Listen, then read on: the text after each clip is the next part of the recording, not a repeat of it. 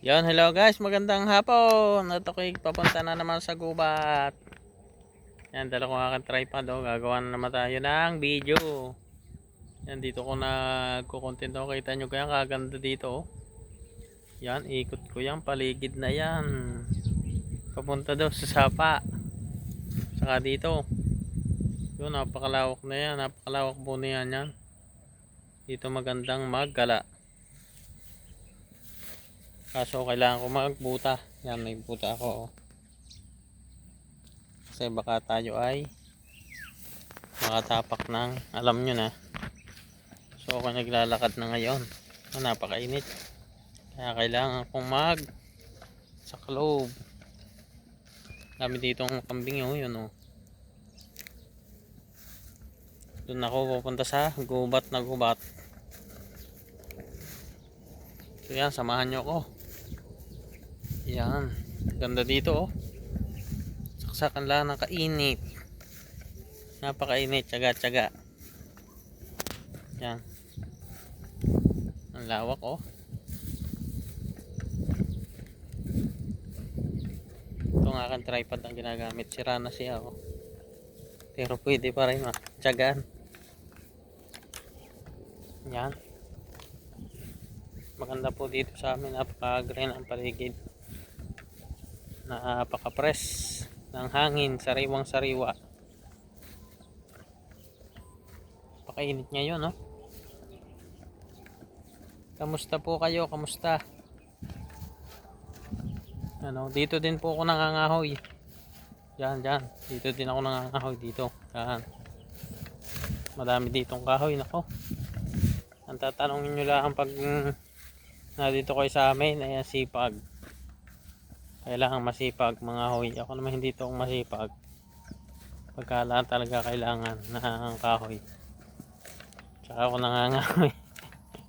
Yan, dito naman tayo sa Malilom. Yan. Gubat yan. Marami ditong baka. Ito ay mga paalpasan ng baka.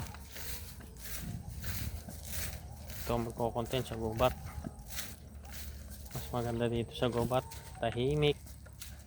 Puni lang ng ibon ang maririnig. May baka. Parang manonood dito ko dala sa kabila. Kamusta po kayo? Kamusta? At magko-content na naman po ako. Para sa kinabukasan. Salamat sa mga nanonood sa akin diyan. Hello sa inyo. Kamusta po?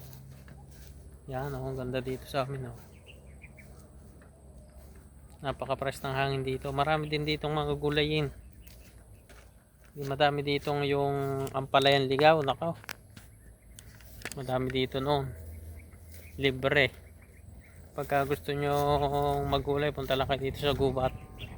May mga pungapong din dito oh. Ayan ba yung nagugulay? Siguro nagugulay yan sa ibang lugar eh. Pero dito sa amin, hindi yan ginugulay. Damo na dito yung ganitong pungapong. Kabila. Ang dami. Pero sa ibang bansa ito yung ginugulay. Yan oh.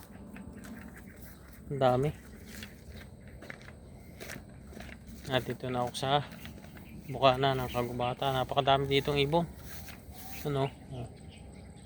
Puro puno yan, gubat. Napakadami po dito ng ibon, sobra. Iba't ibang ibon. Hindi lang kami nanghuhuli ng ibon dito kasi ang ibon dito hinahayaan namin magpalipad-lipad, magpadapo-dapo sa puno. Hindi mahihilig ang tao dito manghuli ng ibon kasi ang ibon naman dapat ay hindi hinuhuli. Yan ay sadyang malayang lumilipad sa paligid. Yan, kailangan, hindi dapat yan hinuhuli. Yan o. Kaya kalimitan sa mga video ko mapapanood nyo ay mga huni ng ibon. Napakadaming ibon dito. Yun o, nagliliparan. Iba't iba. May iba't ibang ibon dito. May ibong malalaki, maliliit. May mga tinatawag dito na pugo, tikling. Yan, tawagan sa amin.